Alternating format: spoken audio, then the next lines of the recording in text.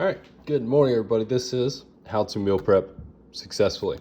So, there are a lot of numbers sometimes that goes into this, and for a lot of us who have done this before, it's super simple. It's something that we can almost do in our head or on the back of a napkin and have all of our meal prep for a month done, know exactly what we're getting on every single meal, and that's cool. But if you're just starting out, these numbers can be a little bit overwhelming. So we are going to be working through a little example meal prep. So we're going to give you some information up front. All of the juicy good stuff, all of the nuggets, all the nuanced stuff is kind of all packed in at the end. So you're going to get a really great list of mistakes to avoid, which a lot of people do. And I can tell you from training with people for a long time that there's a couple mistakes that if you make them, it basically entirely ruins all of your efforts. So what I'm going to be doing is I'm going to start out very information heavy in the first couple. I guess they're not slides. I guess they're sheets of paper. I'm going to grab a sip of coffee here. But after that, we're going to work through, still a little hoarse. We're going to work through a meal prep example for Sally. And Sally wants to lose a couple pounds, and we're going to show how we're going to prep Sally's meals here for you today. So we're starting with, of course, how to meal prep successfully. So again, some of this knowledge, very, very basic, but something you must understand and a lot of people get wrong, or they put them in the wrong order. And we're going to talk about that at the end because that is very, very detrimental. That doesn't work at all. But your calories are about intake versus expenditure. That's probably spelled wrong as well.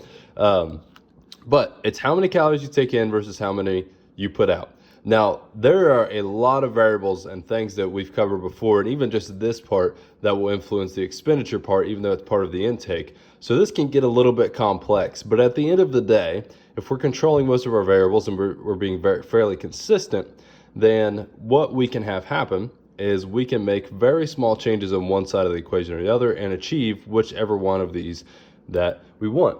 So if we look, and we're calling this left bar your food in, your intake, and this part your expenditure, then what we're getting is on this side, we have a food intake that is lower than the amount of calories that we're putting out. So the calories we're consuming, lower than the amount of calories we're putting out. On this one, of course, they're equal, they're exactly the same. And in this case, we're in a surplus. So we have more food coming in than we're expending. Now this is where you gain weight, right here. This is a surplus. Now this is the amount of weight that you will gain. So whether this is a weekly average or a daily average or whatever, that is going to come out to, and we usually want to use weekly and monthly averages looking back, this is going to cause a weight gain. This, we're going to stay the same. And of course on this one, our food intake is lower than our expenditure, so we're going to lose weight. Now, whether or not that weight is body fat, whether or not that weight is muscle, whether or not that weight is just water weight initially, depends on the second part. So the reason why I start with this, even though this is very elementary, is because this is the law of thermodynamics. This can never change. I don't care what anybody who's keto tells you or whatever. What a lot of people will say is that this may not be true because our hormones are impacted, but our hormones are impacting our expenditure. And our intake can impact something like our hormones, which can impact our expenditure, and they can create this vicious cycle where they all beat each other down and we end up with disease. And that's why we tell people not to eat super low calorie diets for a long, long time in pursuit of losing weight, because your body doesn't work that way. But this is very important. And I know, again, it's elementary and we don't want to spend too much time here. But if you do not understand that no matter what you do, how fancy you get down here with your nutrients, all this other stuff that's very important, that all these doctors on Instagram and so forth will tell you that, you know, they're a dentist and apparently that makes them a nutrition expert, that they're going to basically say that this isn't influential. This is the law of thermodynamics. If you know anything about science, you understand how big of a deal it is when something is a law. So, macros. Macronutrients is what that is short for. There is an evil little sect in the fitness industry that says this is all that matters and you can eat Pop-Tarts and get in shape. And they are correct on paper. but this is more than just physiological, which we're going to get to. But macros are what your body does with calories.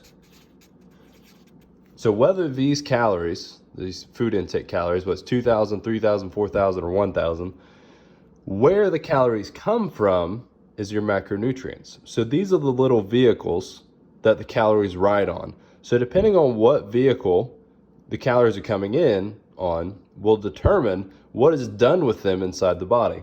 So are they going to build muscle tissue? Are they going to build our hair, skin, and nails? Are they going to be used primarily for energy? And it can also be muscle sparing, actually. Are they going to be used for hormone or an alternative energy source? How is that going to work? So we're not going to go into what all the macronutrients do. You're just going to take my word for the ratios that you want. What you never want to do is be zero fat. You probably never want to be zero carb. And you don't want to be under eating on your protein if you have physique goals. So there's a lot of considerations. There's way too many people with way too many things going on to determine, tell you exactly what's going to be right or wrong. I'm going to tell you how to build muscle, lose body fat, and have a long life, basically. So what we need to understand, though, is that it's not macros and calories. Calories come from macros, okay? So if something is a micronutrient, it doesn't contain calories, and that's why it's a micro, not a macro. So protein has 4 calories for a gram of protein.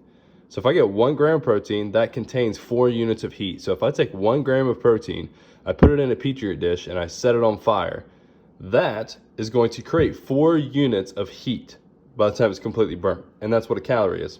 Same thing for carbohydrates. Now, fat has 9 calories per gram. You're like, oh my gosh, stay away from fat. It's got so many calories. Yeah, well, it makes you fuller twice as fast. So kind of offsets. But we'll get to the evil fats here in a little bit, the ones that actually kind of cause us to overeat. But in and of themselves, by themselves, they're very, very good if they're the right ones. Now, if we had 10 grams of protein, then we would have 40 calories. Same thing for carbohydrates, because it's 4 calories per gram times 10 grams, and 9 calories per gram would be 90.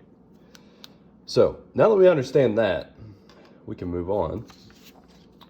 How do you calculate your macros and your calories?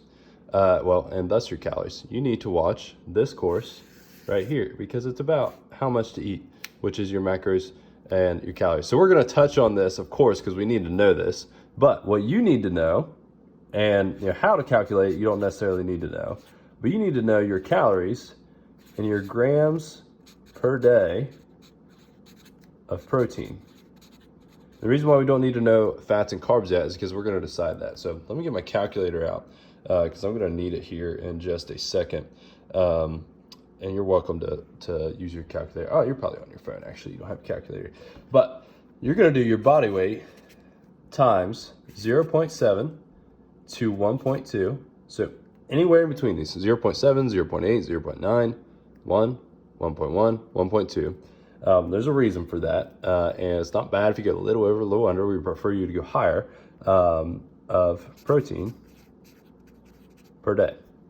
That will decide your protein. Okay, so when we are deciding our meal prep, if we do not have these 2 pieces of information, the calories we're supposed to be eating and the grams per day of protein that we need, we are not going to be successful in our meal prep. Then I don't even know what you are prepping for, but it's not anything to do with your physique goals. And controlling your calories is the #1 issue with modern day nutrition. Apart from, I should say that it's also not very nutrient dense, but most people have a really hard time controlling their calories. We are very sedentary because modern life has gotten very, very easy. Thankfully, it's a great thing. And food has become very, very plentiful and calorie dense, which, good that we have it, not good that it doesn't have any nutrients in it and has all the calories. It's calorie dense, not nutrient dense, and that doesn't help us any. So we have to be very intentional. We have to prepare our food, and we have to control our calories. If you must become a master of this before you do anything else. And we're going to look again in a little bit about the hierarchy and the direction on all of these. So, stable body weight for 7 days and track your food for 7 days. You average that. That's going to get you your calories. So that's the quick and dirty way of doing that. We can plug it into calorie calculator online, but that may give us something that is not true because you have a hormonal deficiency, because you have an autoimmune something. Like there could be a billion things going on that we're not prepared to account for with a calculator. So track your calories for 7 days and then average those calories at a time when your body weight remains stable. Now, if you gain weight, that's one thing. If you lose weight and you can take your weight every single day, that'll give you maintenance calories. So those are the calories, if we look back, that right here. So we need to find this number. So don't start exercising in the middle of that, which I guess you could. And we don't start here. Let me preface that we don't start here with our personal training clients. We change how they eat, and then that influences how much they eat, and then we reassess, and we kind of go from there. So that is how you're going to get your calories and your protein. So again, protein is going to be your body weight times 0.7 to 1.2. So let's put this all into an example, and let's look at Sally. So we know now that Sally needs 2,000 calories a day to lose weight, and she weighs 180 pounds. Her maintenance calories, so this is how we got 2,000 calories. This is just a little side note because I literally could not put this in here. Her maintenance calories is 2,300 calories a day. That's what keeps her at 180 pounds with her current expenditure. So she's going to remove 300 calories, start eating 2,000. So she's going down 3,000 on her intake, and she's going to increase her expenditure by adding daily cardio and burning 200 calories a day on average. Now, she's not doing cardio every day, but that's going to be the average because she's going to do it, let's say, 4 or 5 days, and she's doing 0 on the other days. So, Sally, let's look at her protein. So we got her calories, right? So 2,000 calories. She's taking off 300 and adding in 200 of expenditure, creating a 500 calorie deficit. Muy bueno. So 180 pounds. We're going to do times, we're not going to do that because all my numbers that I have in my head are for 1 gram. So she's going to eat 180 grams. Now, I will tell you, she could eat, I really should have left the lock off my calculator here. She could eat 180 times 0.07 and, 180 times 0.7, 126 grams, all the way up to 180 times 1.2. Now we have to do this first because it changes everything. So we got to decide what this number is first because protein has calories. And if we increase our protein, even though that's a good thing, we could overeat a little bit if we're still, we're tracking. And that's kind of one of the pitfalls of meal prepping, sometimes not eating intuitively, which we're going to talk about again. But we want to control these numbers. So if we decide on these numbers, we're going to control them. So 180 times 4. So 180 grams times 4, because 4 calories per gram of protein, is going to yield 720 grams or 720 calories from our protein intake. Okay, so remember, we're starting with protein first, and we're going minus, so we need 2,000 calories, right? That's what we need to create a deficit, and we're going to go minus 720 calories from protein, and that's going to give us, I believe, 1,280. 1,280 calories left over for carbs and fat. So this is where the freaking Instagram people are going to take over and tell you 5,000 different things. They're going to confuse you. Most everybody will agree on this part. And if they don't agree that you need to eat the right amount of calories, I probably wouldn't listen to them. So we have our calories, we have our protein, and we have the calories from our protein subtracted out and accounted for now. So now left over, we have 1,280 calories. So we're going to pause right here real quick. And we're going to get the grams of carbohydrate, and we're going to get the grams of fat in a second and get Sally's macros for her meal prep. But this is really important to understand. If you don't understand this, I can't see that you have long-term success. This is something you're going to have to learn. And if you know this, then hopefully you'll enjoy these illustrations because I really like these little pie charts a lot. So this right here, if you look, this is a 2,000 calorie sized pie, right? All of these are 2,000 calorie pies. So there's people on the internet that would say these diets are all equal. And I would agree to an extent on paper, but we're not humans in a lab or whatever. We don't live in a lab. We're people living our real lives with emotions and stress and all that stuff. So these things actually matter a ton. And influencing where those calories go to is very, very important in terms of our body composition. So this is, as you can see, a very balanced, this is going to be a balanced macronutrient profile. Now, that's neither good nor bad. The protein is very important. So let's call this 180 grams of protein. That would make this probably 180 grams of carbs. And since fat is 9 calories per gram, then I don't know what this would be, but I'm going to guess it'd be like 70-ish. Okay, so these are going to be equal calories per slice of this pie, even though the grams are slightly different. I'm going to move my tripod. I'm sliding a little. And this is going to give us a balanced profile. Now this is, again, balanced. This right here reflects the standard American diet, which is SAD, which is the most aptly named thing I've ever seen in my life. So what we have here is we have a lot of fats, a decent amount of fats. We have some carbs that have a lot that are bathed in fats, canola oil, soybean oil that is highly toxic and very, very, very, very, very bad for us, causes cancer, all kinds of bad stuff. And then we have a lot of sweet treats. We have, snacks, all that stuff, very carb heavy, and just a little bit of protein because for whatever reason. That's the standard American diet. Now calories are the same. Okay. We're going to another example on this next page. Here's what people think they're doing when they're on keto. So they're eating a lot more fat. They're eating a good amount of protein, so probably closer to that 0.7, and very little carbs, so maybe 30 grams, less than 30 grams of carbohydrate. And that's kind of what a keto diet would look like. Now, all of these are going to get Sally in a calorie deficit, but they're going to have very different effects on how she feels, on how she behaves, on how she's thinking, on her hunger. This one's going to cause her to be very, very, very, very hungry, not build any muscle. That's probably not a good environment to try and lose weight in. This one is going to cause her probably not to be quite as hungry. She's probably going to be a little lethargic after her meals. She may have some good mental clarity at work sometimes. Excuse me, I really apologize for the hoarseness. But she's probably not going to build a ton of muscle. It's not going to be very helpful to her long-term goals. This one's probably going to be best for her. So that's how you kind of pick a macro profile. Now here, if you look, a lot of people will look at that macro thing and you'll think, oh, these two are the same exact ratios, but this pie is a lot more than this pie. It's 2,000 versus 3,000 calories. This one will cause you to gain weight. This one will cause you to lose weight. But if we look at, for example, I had to include this. This is keto. This is what a lot of people will say. They're eating the standard American diet, the SAD diet, and this is how they're eating. And they say, hey man, I did keto and I lost a lot of weight. But really what they did is they're like, I don't eat bread. And you're like, hey, do you know what macronutrients are? And they're like, what is that? And it's like, if you don't know what that is, how do you know you're on the keto diet? Because you don't even know what carbs are. And you just know that you're not eating bread and pasta and cake anymore. And really all they did was they cut out thousands of calories and they started losing weight. And they lost water weight because they're restricting a lot of the inflammatory carbohydrates that they were eating. Now, carbs aren't inflammatory inherently, but some of them that we eat in the SAD diet are. And that causes us to shed water weight, which just comes right back when we start eating again. So it doesn't matter.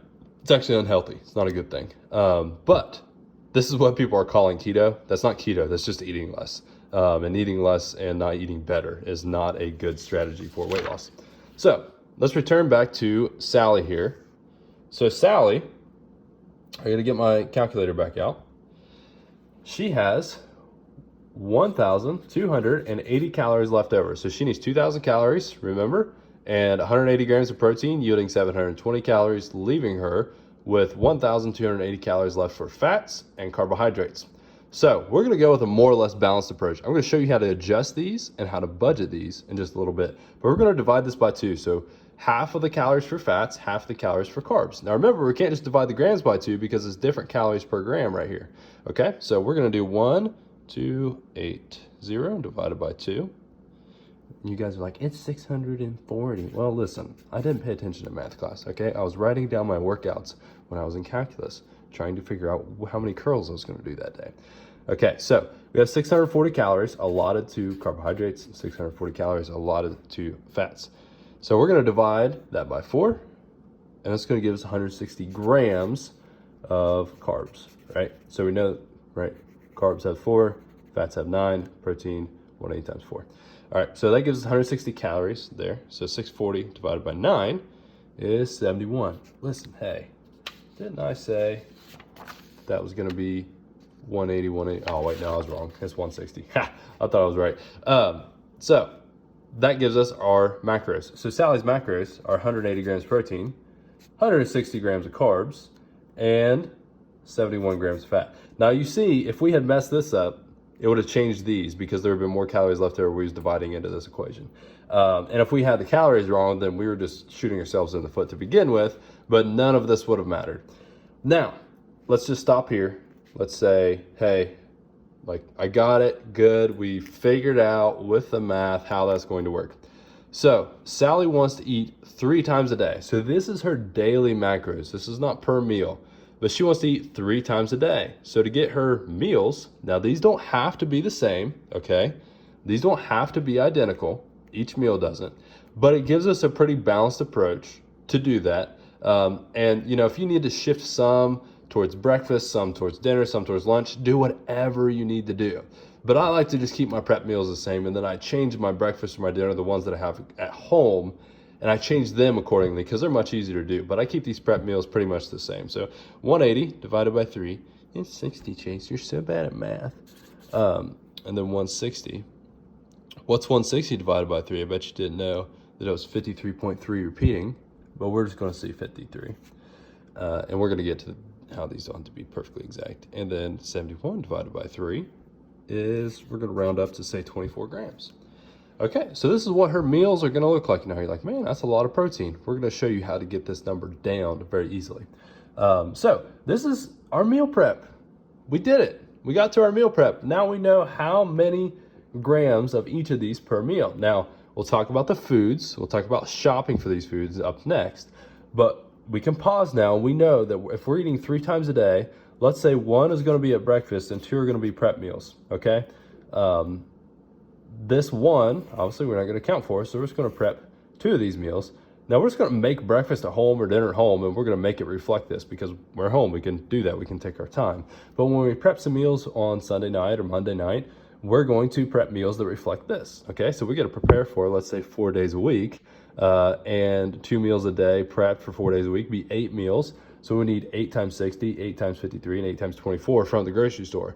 Now we're going to show you that actually exactly next. Now, unfortunately, we couldn't be live, so I couldn't have you comment with me. But I do want you to know that this gets super easy once you've done it twice. First time, you're going to be like, oh, wow, okay. I'm watching this video and Chase showed me all this stuff and I think I got it. I promise you, you'll get it. And I'm going to show you at the end a resource that we can get to you that will make it actually, we'll do all this for you. But this gets super easy once you've done it twice. The second time you're like, okay, I'm not sure. Third time you're like, bang, no problem. I'm an expert. So Sally's going to eat 1 meal at home. So she needs to prep 2 meals for her 4 days a week at work. So she needs 8 meals. So remember, we need 180 grams of protein, we need 160 grams of carb, and we need 71 grams of fat. So she's eating 8 meals. Uh-oh, Chase did the math wrong. I literally did that when I practiced too, and did the same thing. That is not grams per meal, that is grams per day that I just wrote down. So 60, 53, 24. Remember, that's what we just did on this sheet. And she's having 8 of these a week. So to shop for my week's groceries, this is how many calories I'm going to have to add to my cart. So 60 times 8 is 480. And this gets super easy, guys, I promise. As soon as we get to the end, you'll see how easy it gets. 53 times 8 is 424. And 24 times 8 is 192. This is what needs to be in our shopping cart at the most magical place on earth. So this is what we need to plan on our grocery list, like get 3 packs of meat and 7 sweet potatoes, and we're gonna have some olive oil on top, or whatever we're doing with our meal prep. So, and that's where it gets funky to people, because it's like, how do I make up these numbers with food? There's 7 billion options. It's like, that's a great thing. There's 7 billion options. You can do it any way that you want. Hopefully it's from real foods. So here's the kicker. When you go to the happiest place on earth, oh, that's not Disney World, that's Walmart. If you don't feel like you have a doctorate in reading nutrition labels, you need to take this class right here. So we've already talked about day 3, but we need day 4, reading nutrition labels. It's almost as if I made this course to help you learn how to eat correctly. So please take this course. I'm going to link it. It's going to be linked in the description. But if you don't, you need to know serving size per container. You need to know the weight of the serving size. You're going to need to know all the calories, the macros of the serving size divided by meal prep. Like it's a thing, okay? And we're about to do it on paper so you know what it looks like. But if you don't know without a shadow of a doubt what determines what goes into a nutrition label, please take this course because you will fail. You may get lucky, but you're not going to get lucky enough to be successful. You will fail if you don't know how to do this. So take that. It's free. I'm not trying to sell you anything. Okay? Please take that. So let's finish Sally's meal prep here. So she needs 180 grams per day. Remember, I don't think this is actually super relevant. 160, 71. What we actually need is these big totals right here. This 480, 424, and 197. So what we need is, let's say we need 480 grams of protein at the grocery store. Now, the label says that, let's say we pick up a package of ground beef or chicken or whatever, and it says, hey, per serving on this nutrition label, it has 20 grams of protein. So we're going to divide that, and that's going to tell us how many servings of that chicken we need to purchase. Okay, so we know we need to come home with, for our 8 meals, 480 grams of protein in our shopping bags. We're going to divide that by the number of servings in a package to decide how many packages and how many servings we need. So let's say 480, and this gets super simple whenever you do it in the grocery store. So we need 24 servings of 20 grams of protein to get 480, okay? And so we have our 24 servings. Let's say that there are 8 servings in a container. So there's 8 servings of 20 grams. Well, 8 servings, so we need 24. We need 24 servings. There's 8 servings in a package. That means we need 3 packs. That's not actually how that would work out, but you get the point. And that's how you decide, okay, I'm gonna need 3 packs of chicken, and I'm gonna cook all 3 packs of this chicken, and I'm just gonna divide it up amongst 8 containers, and I know they're gonna have that as long as they're equally. The other thing is to use the weight when you're prepping your meals. Use the grams or the ounces. Don't just go by container size. Make sure you're weighing them. But this will tell us, we can do the same thing for so we do that for our carbs. We can do the same thing. So let's do 424. Let's say that our package of rice or our sweet potato, sweet potato is kind of hard, so you got just buy a bunch and bring them home later. But let's say a package of rice and it says it has 35 grams, okay, per serving. So 420, you don't have to buy the exact amount, you just buy more, especially with rice. So that's going to leave us with about 12 servings of rice that we would need. And let's say the container has 10, so we would get 2, right? Or if the container has 50, cool, we'll just get 1 and we'll use it later. So that's meal prep. That's your planning. This gets mega easy once you've done it once. But what if Sally has trouble eating all that protein in one meal? This is what I talked about earlier. 60 grams can be pretty tough. So if Sally needs 180 grams of protein a day, and she has, this is budgeting your macros, okay? Not every single meal. Let's talk about this second, so avoid this. Sally needs 180 grams of protein a day, right? So we can change that. If we're like, man, eating that 60 grams of protein a meal is really tough. She can have 50-gram protein shake in the mornings. So we have her 180 that she needs minus 50. Now she needs 130 because she's having a 50-gram protein shake in the morning. And maybe it has some carbs and fats we're going to subtract out too a little bit. But we're just going to put this in MyFitnessPal, and it's going to do all this math for us, by the way. So 130 grams divided by 3 meals. I think it's a little over 40. I think it's 40.3. Look at me. I'm probably wrong. Divided by 3. It is 40.3. So 43 grams of protein now per meal in our meal prep. Now that changes how much we get from the grocery store and all that, but that really doesn't matter a lot. As long as we have enough, we can bring it home.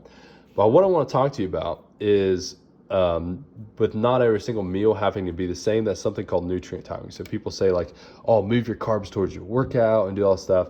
There's a hierarchy right here that matters. And the bottom is calories, how many calories you consume. And then you have macros. And that's where what those calories are doing inside the body. So these are very closely linked, and we have this is bottom of the foundation. If this falls, everything else crumbles. None of this matters. And this is where the fitness influencers really tick me off on TikTok and Instagram sometimes. But macros, pretty important. Also very important is the food that these macros are coming from. So let's call that your food choice. Because a Pop-Tart and a cup of rice both may have the same amount of carbohydrate and the same amount of calories, but the Pop-Tart will make you feeling absolutely terrible and not satisfied and give you zero nutrients, okay? Sweet potato, whatever you want to compare that to. So that is just basically processed versus unprocessed foods, which we talk about in our 5-day diet makeover. Closer to the top is, I don't have enough room, it's this, nutrient timing, which is when do you have macros? Do you have them before workout, after workout, an hour before? Do you have right before bed? Do you have upon waking? Do you do like I used to, like an idiot when I was a teenager in college, and wake up in the middle of the night and eat? When that is very inconsequential, okay? This doesn't matter as much. It is important, but it's very high up on the hierarchy. Like there should be like a really long kind of like shaft with food choice, and then this teeny little thing on top for nutrient timing.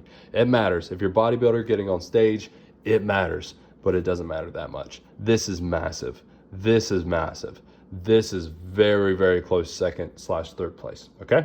So we understand that. Now when you're budgeting your macros, remember not every meal has to be the same. So we can do this right here. So we can get a 50-gram protein shake, get our protein per meals down. And this is a good amount of protein. And most of you are like, oh my gosh, that's insane. It's like, yeah, because we eat like crap in America. And that's why it seems insane.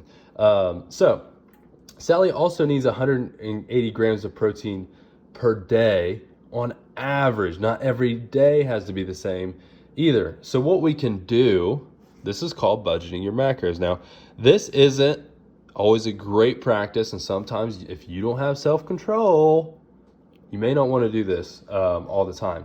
But man, it's such a powerful way to be able to, people are like, how do you eat like that? And they only see me eat on Saturdays.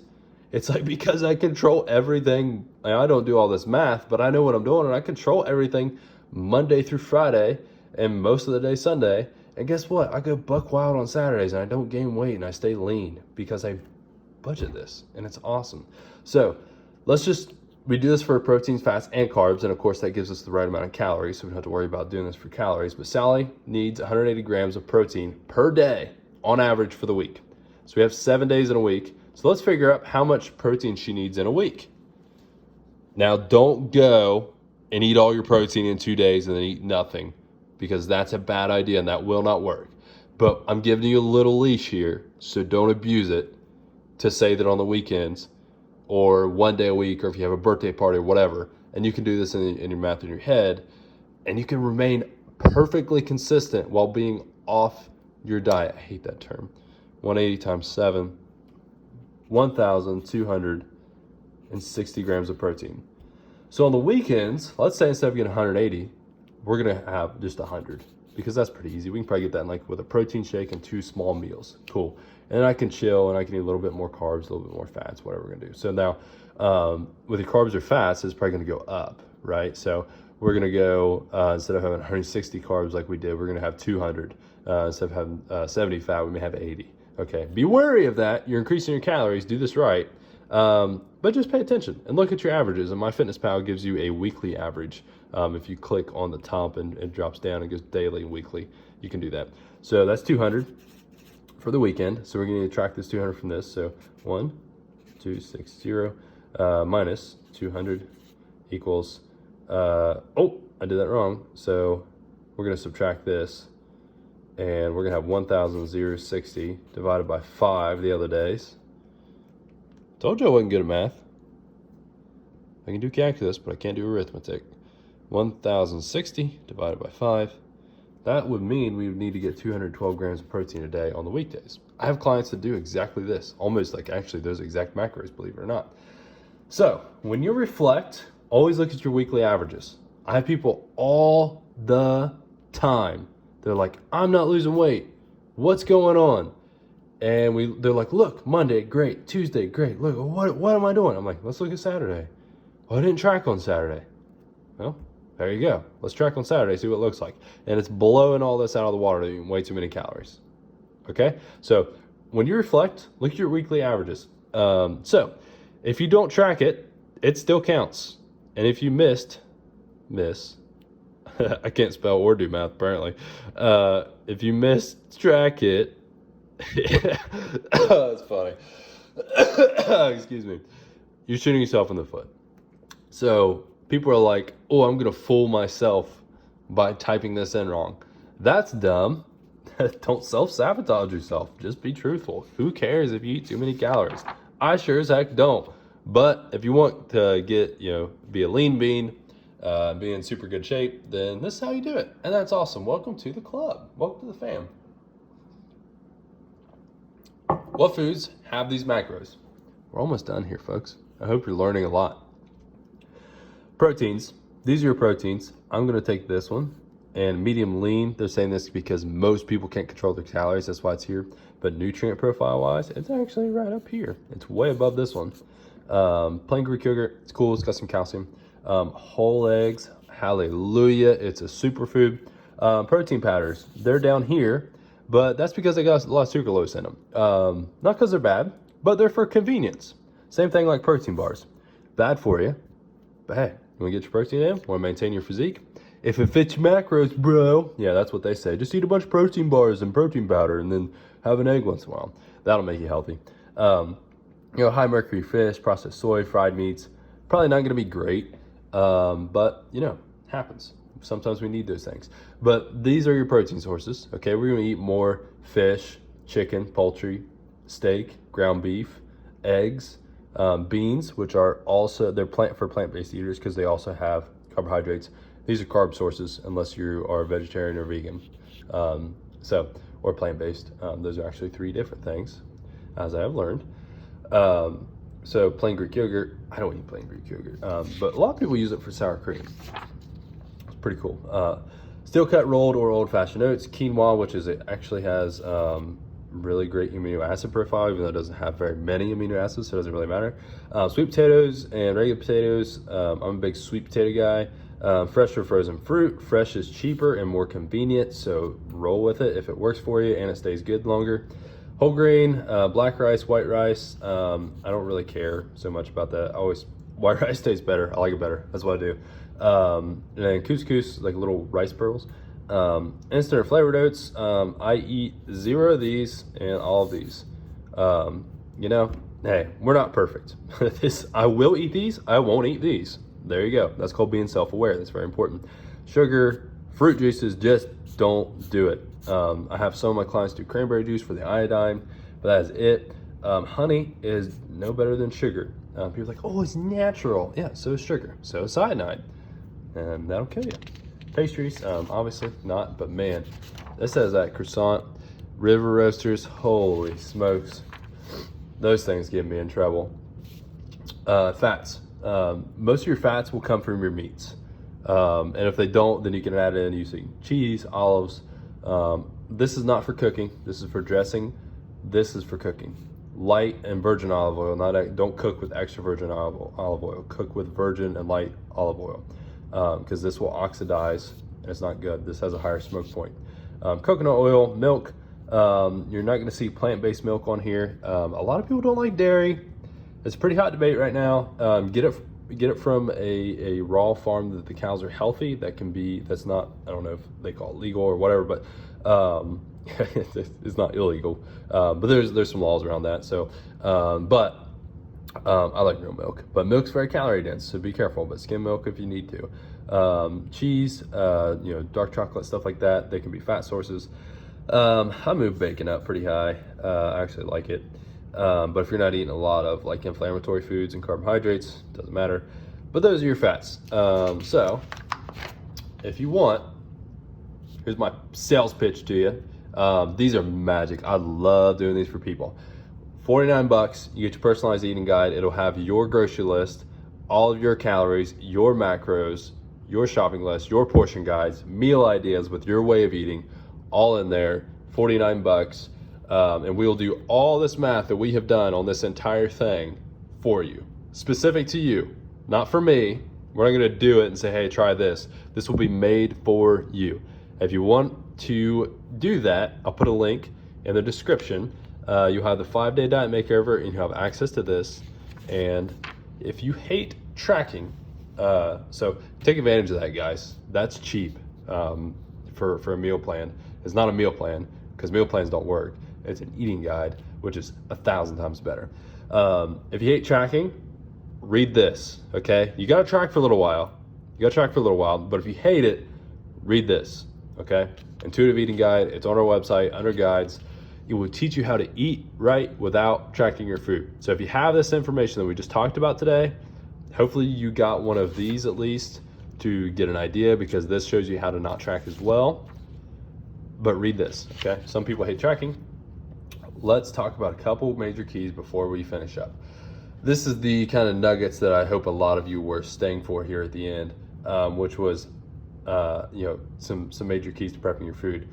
I'm gonna blast through these. Make food that tastes good, okay? Use seasoning. Seasoning is not off limits. Bland food is not healthy. Do not eat bland food, okay? Don't make it too fancy because it takes a lot of time. I'm bad about that, but hey, sometimes you do it. But if it takes a ton of time to do it every single week, you're not gonna prep your meals consistently, I promise. So over time, you'll get better at making these very quickly, okay?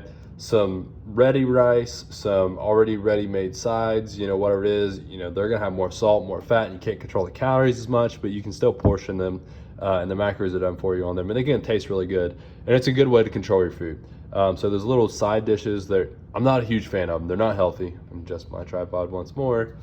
They're not super great, but hey, they get the job done. Make food that reheats well. Steak, not something you'll put in the microwave, okay? So you're gonna learn that over time. Learn to cook. A lot of people say, I hate eggs, and it's like they burn them or they make them gross. Like, learn to cook. Watch some YouTube videos. Like, this is gonna be super, super important. Don't over restrict. So don't make super restrictive, not good meals. That's not fun, okay? Beware of sauces. So if you are somebody who likes to have some ketchup, some sauce, some dressing, whatever on there, that needs to be accounted for. So many people prep their meals based on this worksheet that we just did, all that math that we just did, and then adds 400 calories of sauce to every single meal and gains weight and thinks like, oh, them guys don't know what they're doing. And they're dumping, olive oil all over everything that has 1 billion calories. They're like, it's healthy. Like, yep, and you're gonna gain weight. So beware of your sauces. Account for them in.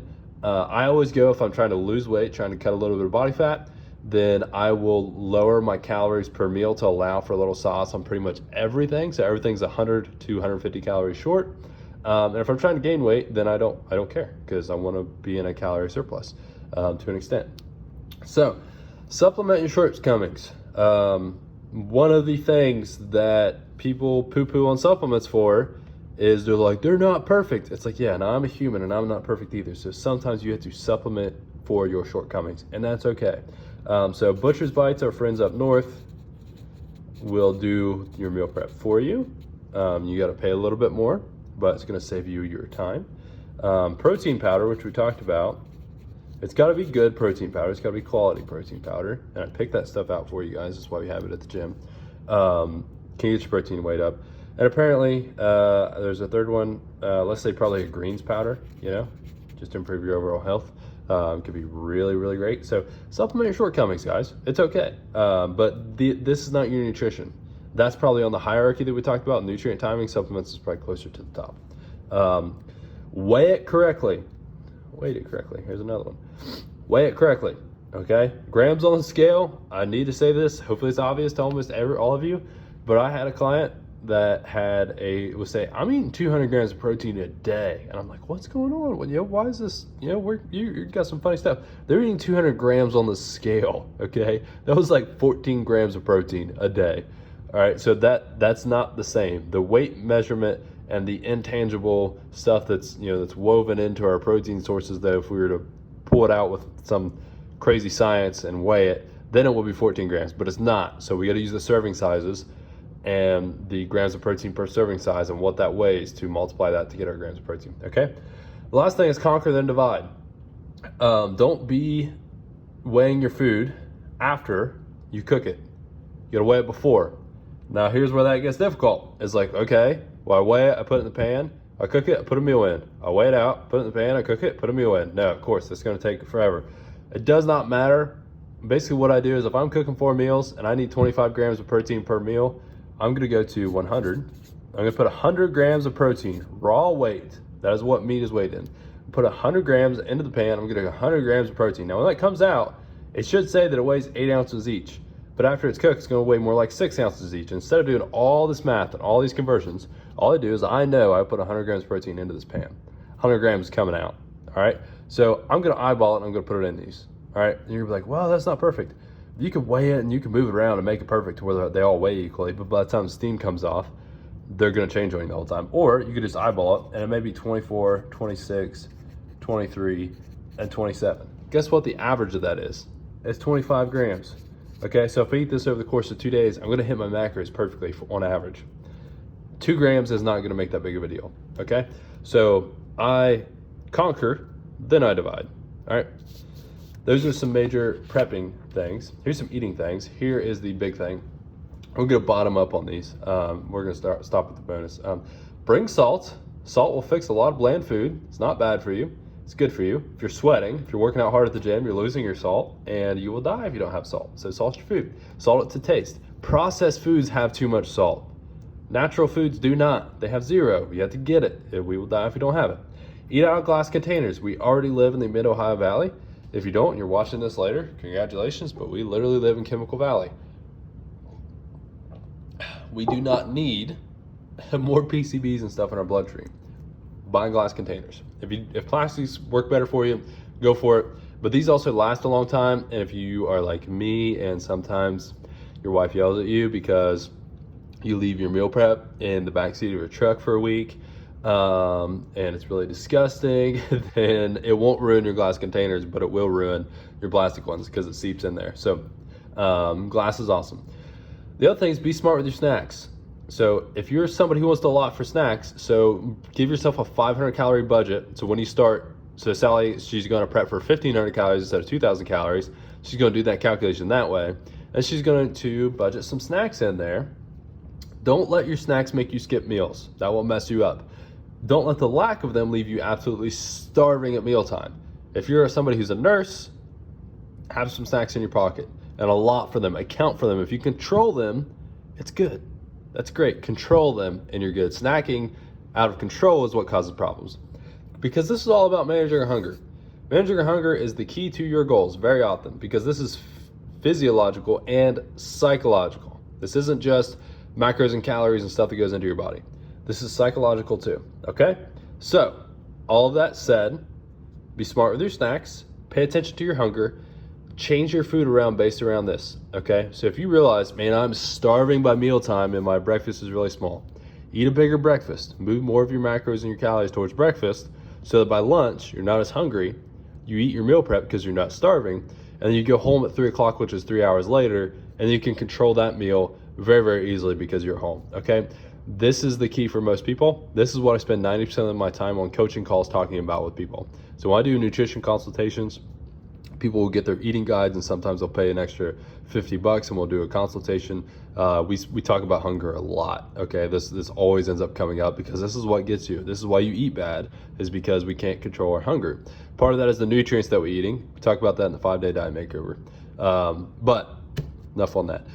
Bonus, if you take 5 deep breaths before eating, okay? I'm not gonna explain why that's important because we'll be here all day. We're almost done. So take 5 deep breaths before you eat, and that will do you many, many, many favors, okay? You will realize how stressed out you are when you do that. All right, so if you want someone to do all of this for you, hire a coach.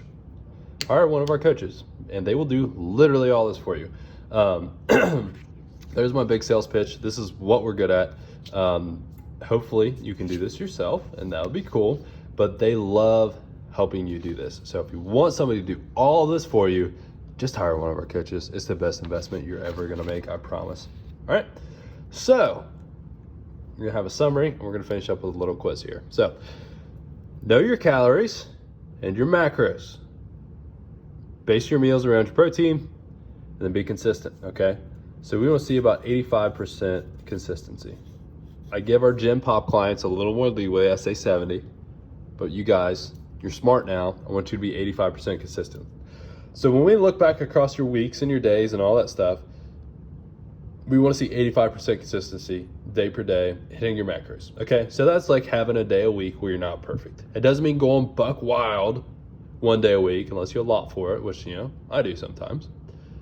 But it does mean, there's some days where you have some misses. You don't need to be 100% consistent. I argue all the time that 100% consistency does more psychological harm than physiological benefit, and thus is a net negative. That's the number for me, 85, all right? And know that you are going to royally suck at this at first, all right? That's just going to be a fact. You're going to suck, all right? Be okay with it. And finish up, I want you to take this quiz.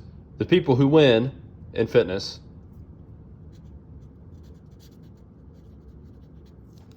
are the people who think about doing this or doing this. I'm going to guess this one, okay? You got to do it. Don't think about doing it. Do it, and I promise that you will have success.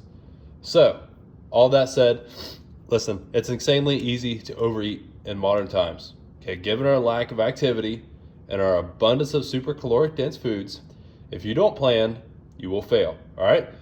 So this is not the only way to do all this. It's the way that I found that's easiest. Once you do it a couple times, you'll use things like MyFitnessPal, you'll use tools, you'll use our eating guide. Hopefully you hire one of our coaches to just do this stuff for you and help you learn along the way. But the last thing I want to leave you with is your schedule. You have to schedule this so that you have time, okay? Because if you don't do this, if you don't schedule this, if you don't plan to do this on Monday or Sundays or wherever, just give yourself 3-4 hours a week. Hopefully it doesn't take that long. It usually takes me, honestly, about an hour to do my whole week's worth of meals. Then, at first it's going to take a little bit while longer. You'll get faster at it. Schedule this into your day, and I promise you, you will have more success in your fitness. If you have questions, please leave them in the comments. I'll have in the description the 5-day diet makeover, which is free, okay? Take our 5-day diet makeover. There'll be a member version and there'll be a non-member version. So if you're non-member, you will take that. If you're a member, you'll take that. There will be the eating guide, and there'll be a link to hire one of our coaches. Please utilize those resources. They're not there to trick you. I would not spend my Saturday morning spending an hour going through this stuff if they were there to trick you. Please use them. If you have questions, leave them in the comments. Thanks so much. I hope that you learned a ton and this helps you out a lot.